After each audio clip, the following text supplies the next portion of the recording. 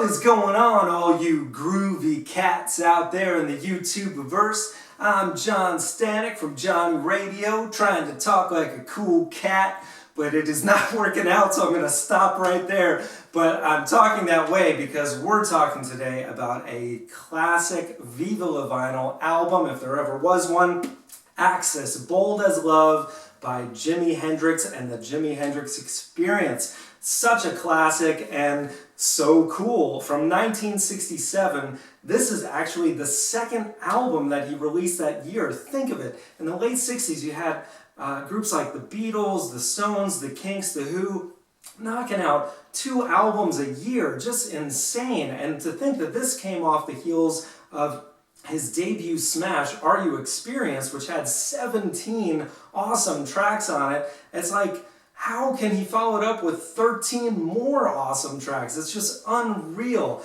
And I love the fact that Are You Experienced, as great as it was, Bold as Love has almost a more rich feel to it, because Hendrix, you can tell, took a lot more time in the studio. He became more of a perfectionist, not just in his guitar playing, but in his songwriting and in using different effects that hadn't been used before. Eddie Kramer, the engineer on this album, really took the time with him to try out new phasing effects and wah pedal and all kinds of different things. And then in the songwriting, he really was trying to expand into not just rock music, but also into different elements of R&B on songs like Wait Until Tomorrow.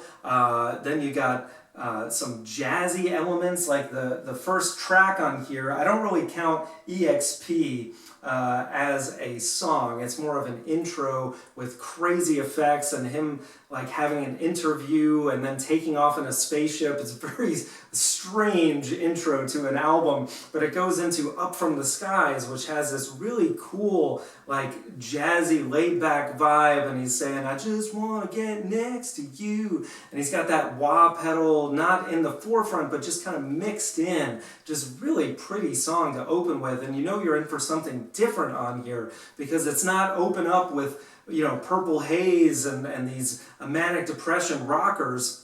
Although he has some great rockers on here, like Ain't No Telling, which is a short 2-minute song that has all these different guitar parts. You Got Me Floatin', Little Miss Lover with that dum dum dum dum dum dum bow, which has been ripped off by so many different artists, most recently by Jack White on his new record. But you know, they don't come close to Little Miss Lover. What he does on there with the, again with the wah pedal, just kind of adding more of a rhythmic element to the song is so cool. And then you got Spanish Castle Magic, highly underrated rocker that's just got that really cool on the verses. It's very far away, dun dun dun dun dun dun dun. It's just so cool. You can tell that he really was going just all over the map and trying to really become a better songwriter. And in my book, he does, because on songs like Little Wing, it's just incredible what he's able to pull off,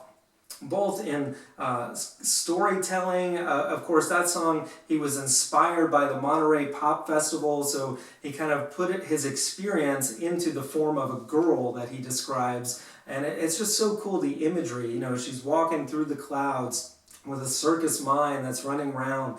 And the chord structure on this song is just so brilliant that no matter who's playing lead guitar on this, it's going to be beautiful. And so many other artists have covered that song. My personal favorite cover is Stevie Ray Vaughan, where he just does instrumental for 6 minutes, and it's mind-blowing what he's able to do with it, just bending every possible note that he can.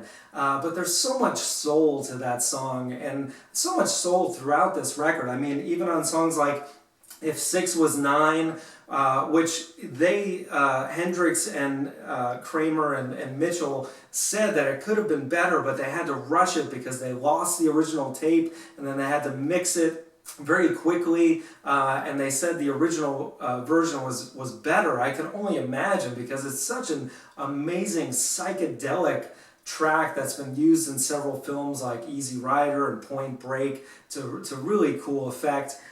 Just a really cool song. Then you got on side B another really underrated track, Castles Made of Sand.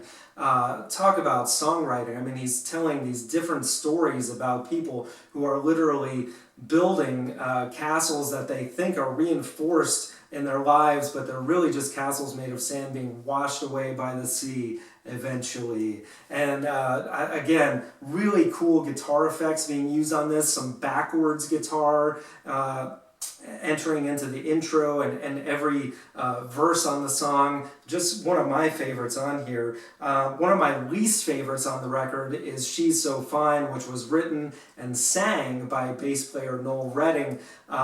Sorry, Noel, that's the one I skip the most. But, you know, a lot of people give Hendrix a hard time for not having the best voice in the world, but I think his voice suits his songwriting perfectly. And I mean, he does some amazing falsetto on Wait Until Tomorrow, which has like this really cool, funky, and clean guitar sound. One Rainy Wish is just a beautiful, lush song that has these echoing guitars that are, they sound like rain, and they give the feel that you feel the emotion in the music. It's really cool what he does on that one. And to sum up the album perfectly is the closing track, Bold as Love, one of the best album closers of all time, one of Hendrix's best songs of all time. I just love how he uses colors to explain different emotions that he's feeling, and the music, the chord structure is just beautiful. And then you've got this build up to one of the most amazing soaring guitar solos ever. And then to top that all off, he adds this new phasing effect that he doesn't just add on guitar, doesn't just add on the drums, he adds it to everything. And it literally feels like a spaceship taking off into outer space at the end of the album. And it's just, it leaves you just in awe. And that is what Hendrix always did. I mean, the fact that we lost him in 1970, that he only had 3 studio albums, is just such a shame, because all 3 of them are amazing classics. If I had to rank them, this would be my second favorite, and I give this a strong 9 out of 10. I think it is just an absolute classic, a must-have, and for a vinyl aficionado, you have to have this. So guys, let me know what you think in the comments below. What are your favorite tracks from this album? If I had to pick my 2 favorites, I guess I would say Bold as Love and Little Wing, but there's just so many gems on this that you don't see on a lot of his greatest hits compilations. You just really have to, if you like Hendrix to any degree, you have to get all of his records for sure. So guys, thank you so much for watching. Please like, subscribe, and comment below. I really appreciate you checking out Hendrix Week. Earlier in the week I did my top 10 Hendrix songs of all time, so be sure to check that one out. And as always, Viva la Vinyl! So guys, thank you so much for watching. If you like this, please like, and if you want to subscribe, click the Johnny Radio icon to the right, and also some of my other related content. Thank you so much, and I will see you soon.